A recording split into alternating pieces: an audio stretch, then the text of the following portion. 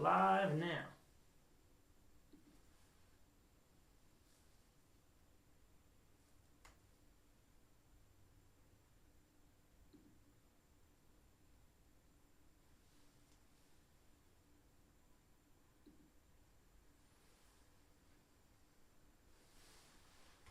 It has been a while since we've been going live, so good to see you all.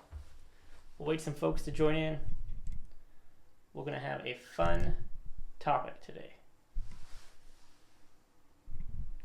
And I'm just trying to make sure this gets set up right.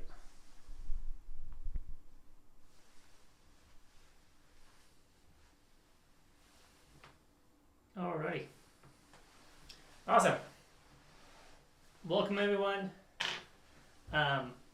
This will be a fun topic. We're going to talk about books and puerh.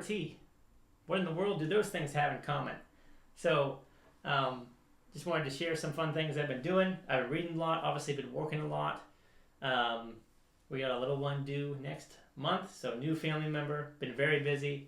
Sorry there hasn't been a lot of uploads to this channel, but I wanted to come in here, check in with you all, do a little live stream, and talk about a pretty interesting subject. So, drop in the comments below what you're drinking, where in the world you are, and then we'll get into it.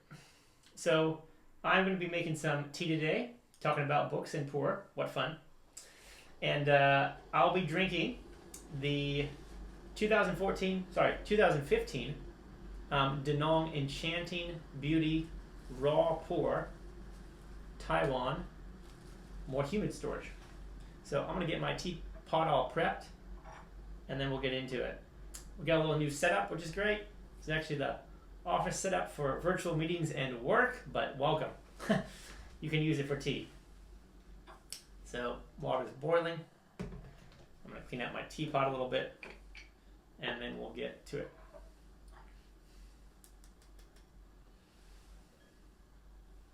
So last few months, been reading lots of books. And the more you read, cliche, but it's true, the more you read, the more you realize you don't really know that much.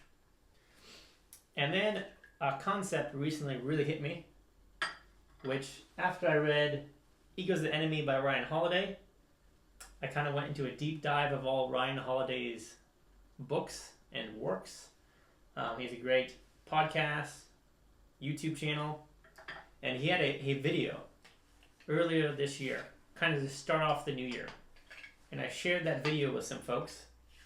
I'll put it in the comments or description below. And he mentioned, it's great to read books. Some people even like to read a lot of books. But just reading a lot of books, is that really going to be beneficial to your life?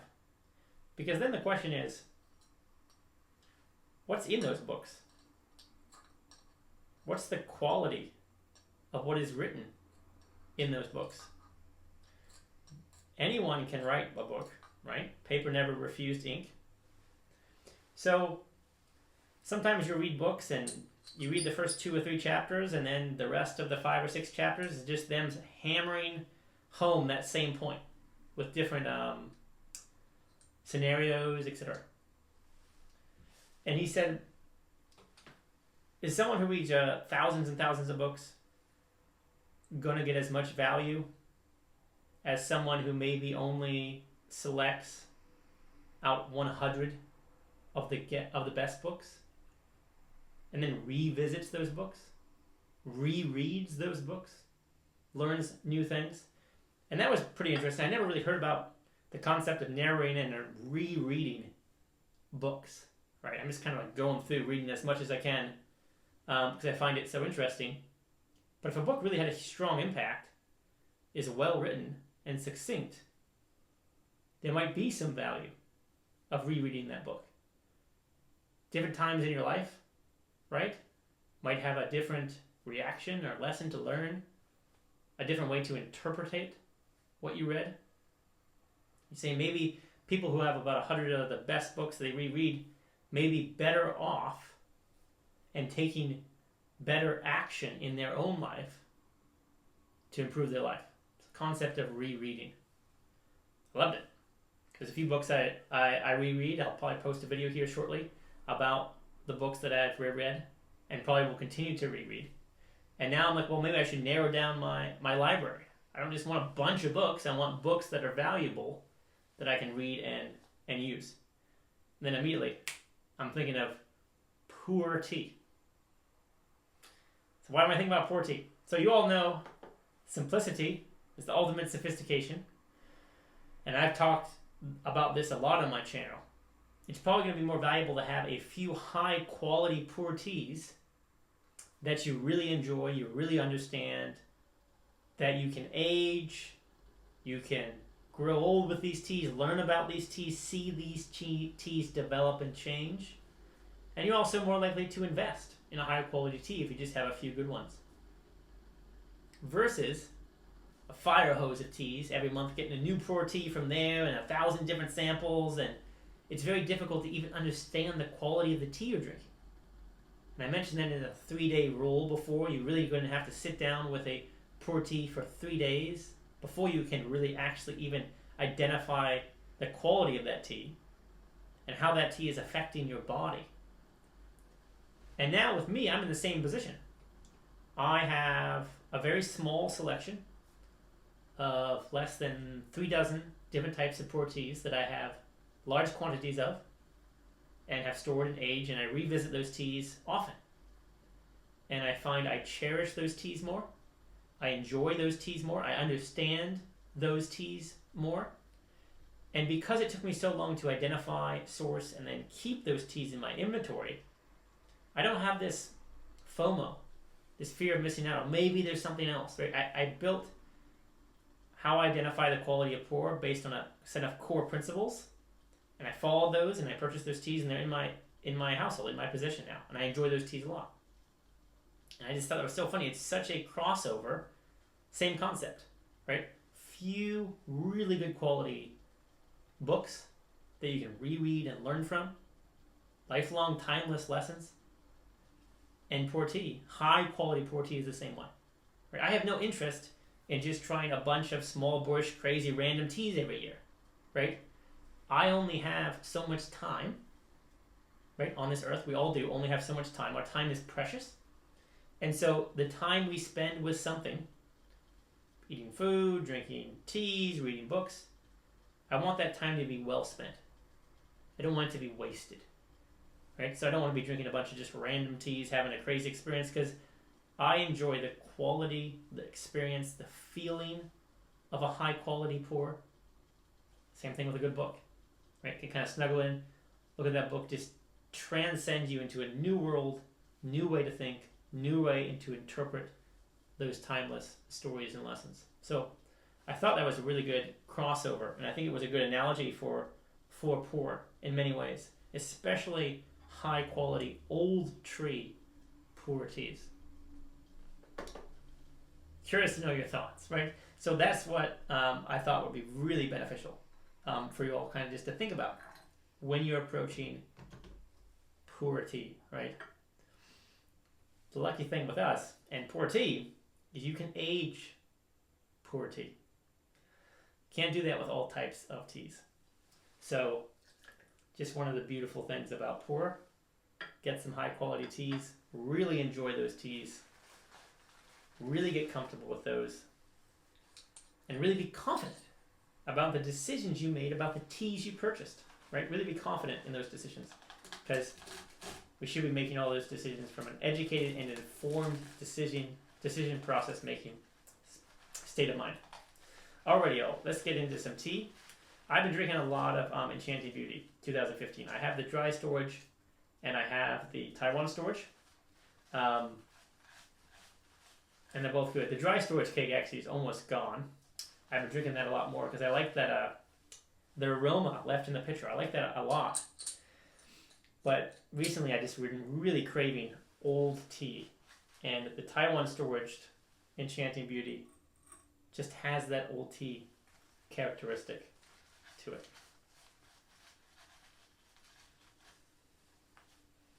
So we're just going to put just about 3 grams in there. I have been a little bit more casual with my tea brewing recently. Not using a little scale, but that's okay. Can't be too serious all the time. I have been drinking a lot of tea in a tumbler. I put about 1 gram in a tumbler and brew it that way. And just recently, I really wanted to calm down a little bit more, relax, and I've been bringing out my teapots more. Also, why we're probably doing this live stream. And it's just profound how much more tasty it is to prepare tea this way.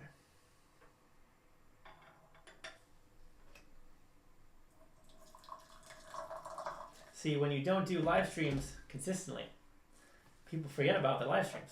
So, you all are going to have to watch this probably after I upload it. And if y'all watch now, drop some comments below. Let me know what you're drinking.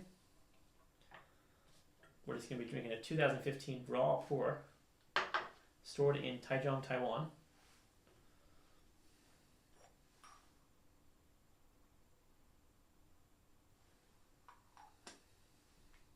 This tea is just so floral.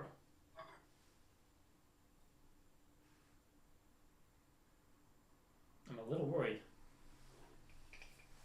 because I see the spout might be clogged.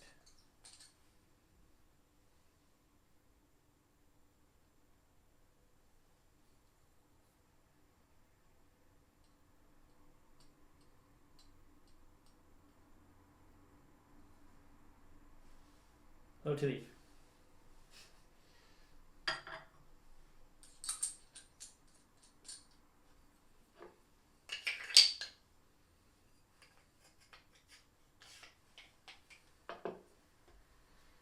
Alright, first infusion, going to use boiling water. Going to do that overflow wash.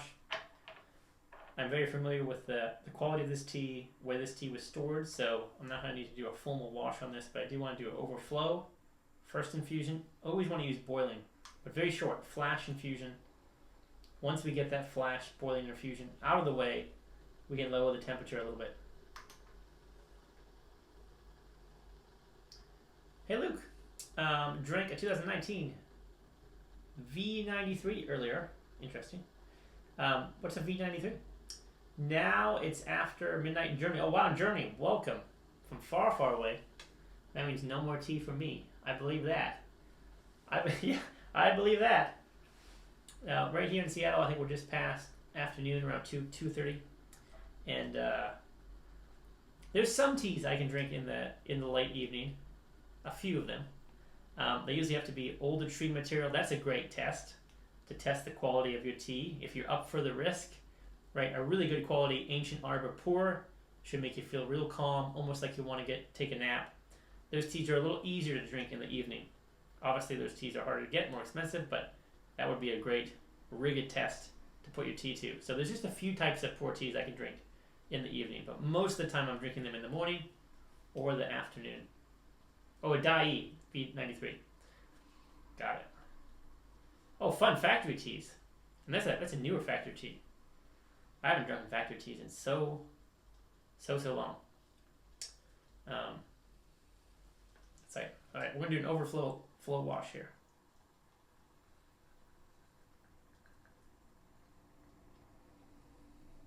I was really trying to make my tea setup more and more simple, but I just really like this plate because then I can do my overflow washes, right? The indulgent necessities.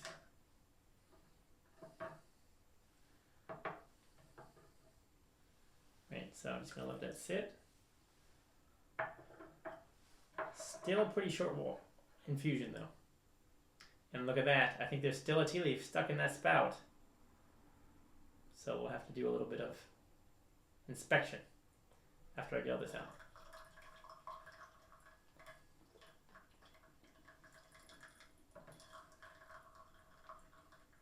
It's so funny, you try to be so professional, well kept, and then a tea leaf stuck in the spout. What can you do? Just have to wait it out. It's probably going to make that first infusion a little too strong.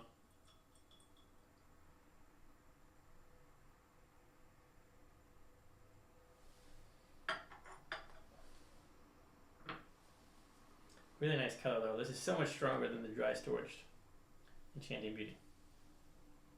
So it's all, you always want to look for this in a raw pour. Really nice translucent color. Don't want any opaqueness, cloudiness. Then we have that nice little amber translucent color.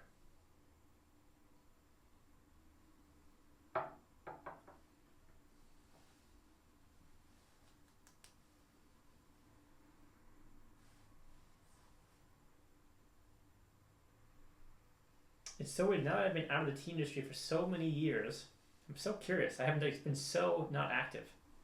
I'm kind of wondering what the trends are in the tea industry. What are the teas people are sourcing and selling and talking about? What's the new fun lingo people are using?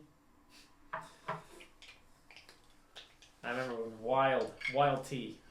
My goodness. That was a big one.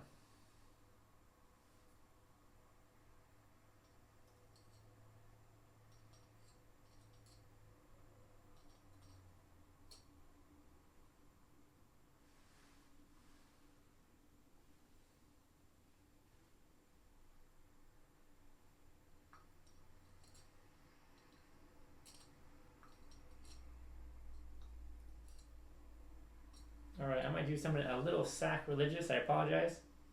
Obviously, you would never do this if you had guests.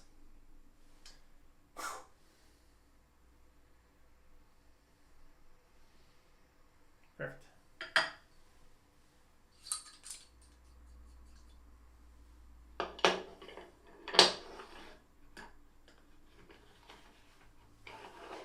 Let's check out the tea.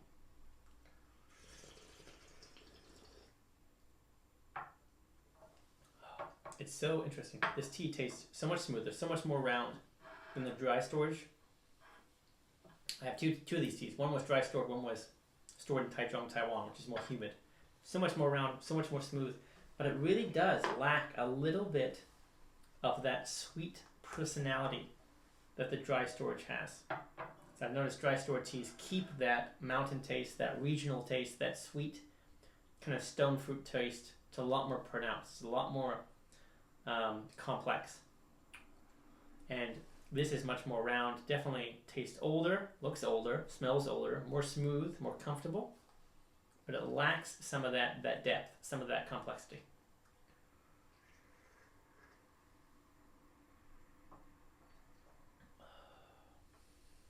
Wow, that strong brew is actually quite nice. Really full body, got some fruit notes in there. It's so nice. Tea tastes so much better. The proper utensils. I've been so casual and lazy recently, using the tumbler, just throwing some tea leaves in a cup, brewing it. You gotta sit down. You gotta find time to sit down, enjoy a good cup of tea.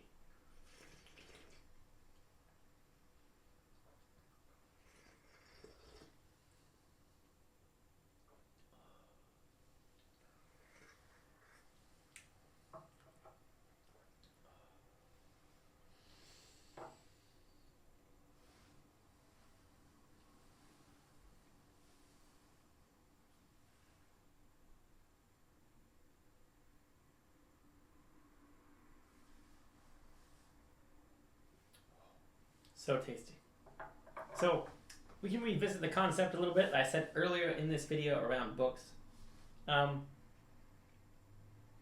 I think there's a few things we can kind of pull on this, right? The narrowing our focus, becoming more niche, focusing on higher quality teas, few of them rather than too many, right? Quality over quantity. And if you can really focus on those few quality teas, you can start to narrow your selection of high quality teas, and you'll notice there's a type of satisfaction, learning, and enjoyment derived from investing and revisiting a few exceptional teas rather than always trying to find a new tea. Because if you're always trying to find a new tea, a new brand, a new taste, a new experience, you probably will never be satisfied, right? because you're always chasing something new. You always want something new. You're always chasing something new rather than developing a set of core principles. Quality tea, maybe cleanliness, feels good in the body, translucent color, beautiful aroma, no bitterness, no astringency, or the characteristics you like in a tea. And then searching for teas that fit those principles so you can enjoy them. Maybe you have certain personal aims in your life, right? I want to have a good types of few raw, few types of ripe. I want when people come and drink tea with me, right? They get an experience of puerh like they've never had before, right? Very comfortable, very enjoyable, very clean, right? I don't want someone to come and share tea with me and be like, oh, that was bitter, that was astringent. I don't want to try to convince someone that there's a certain unpleasant characteristic that maybe is a good thing, right? Just keep it real simple. Good quality tea should taste good, smell good, feel good. And there's something special about drinking the similar teas. Like I've already drunk maybe 6 teas this past year or so. 2016 Boolong, 2015 Enchanting Beauty, 2016 Commemorative Raw, the Zunfeng Ripe Puerh, and then I've been drinking a lot of the new OU from Danone. And you can sit with the tea for a few days, brew it differently, change the temperature, brew it in a teapot, brew it in a tumbler. You'll get different experiences, tweaking it to find that tea's full potential. And you develop a relationship with that tea.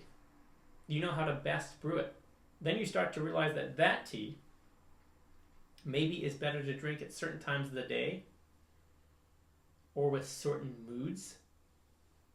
Maybe one tea is to help you kind of wake up. Maybe one tea is to help you calm down.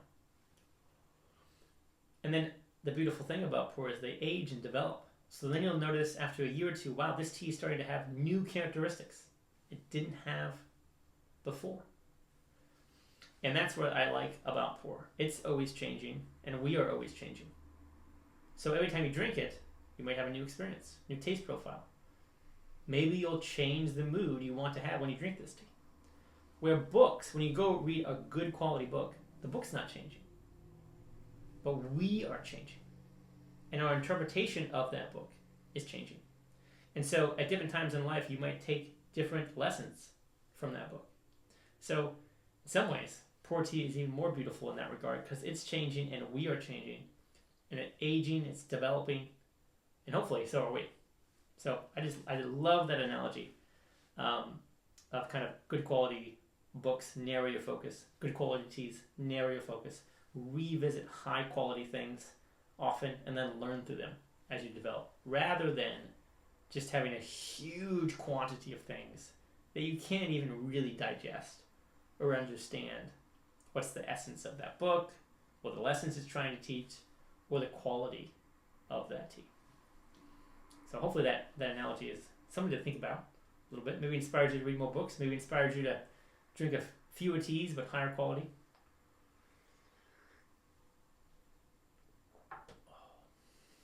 That is tasty. So we'll do another infusion here or so, and then we'll log off. However, there were a bunch of people that kind of asked me, how is the fellow Kettle holding up?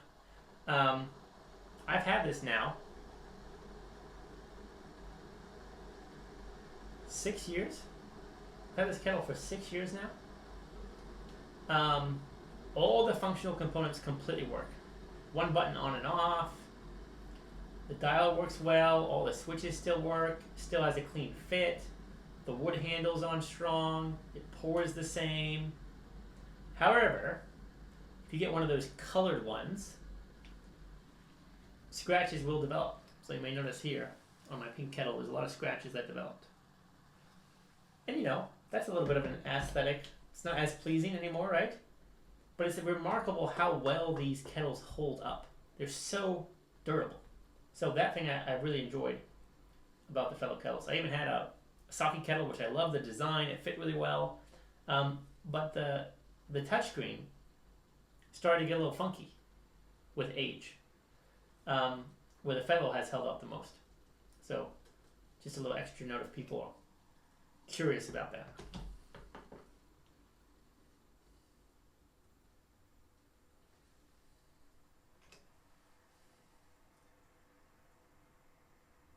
hopefully this won't have any problems with the pouring in the spout.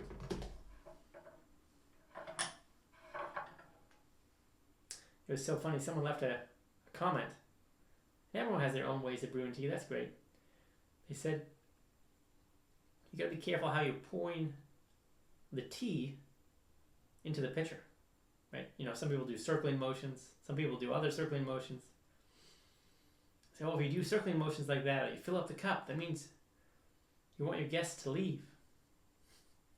And we have to be careful with a lot of the things we hear, because a lot of these new, tea ceremony things are very new. They didn't really exist that far ago. Before, there was more of an emphasis on the tea, you're drinking it, the quality of the tea. And now there's all these new kind of styles. There's nothing wrong or right about that. But one thing that made me think about was how I was taught, which you'll notice I make mistakes. Obviously, I'm not perfect. When you're brewing tea in a gaiwan or a teapot, when you pour the liquid out, it's best to keep the hand still, like this. Just let it drip out. You don't want to be doing motions like this. This is kind of haphazardly. It's not so aesthetically beautiful. You don't want to be doing twirling like this. It's just unnecessary things. The goal is to have the perfect infusion, do the least necessary to make that perfect cup of tea, and then gently place it back down. A little more boring, I know, but it will keep you focused on the goal, which is the proper preparation of the tea, rather than all these unnecessary movements and aesthetics. At least for me personally, that has made a big impact. Allowed me to focus more on brewing the tea rather than other components that develop.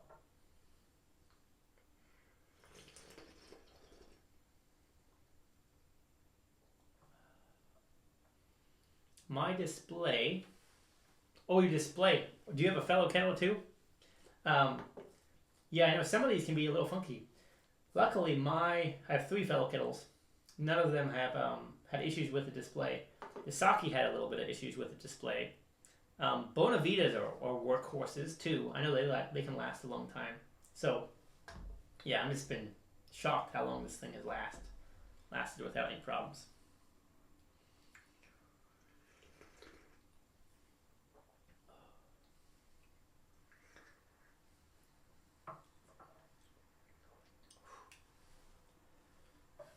So tasty. Alrighty, y'all. Well, if you got any questions or comments, feel free to drop them in below too. Or use the fellow too. Yeah. Oh, your display, is it still kind of glitching out now? Or do you have, has it been kind of resolved, or is it still kind of funky? I remember I got a Corvo, one of those kind of triangle lidded ones. And the button was kind of weird. Like I had to double tap it sometimes, triple tap it to turn it on and off. But then I just told fellow and they sent me a new one. So I'm glad they do it at that price point.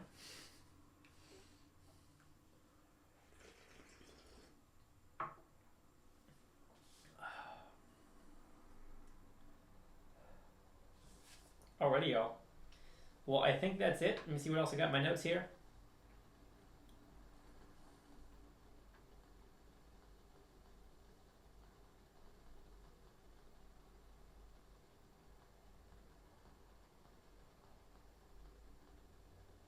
Yeah.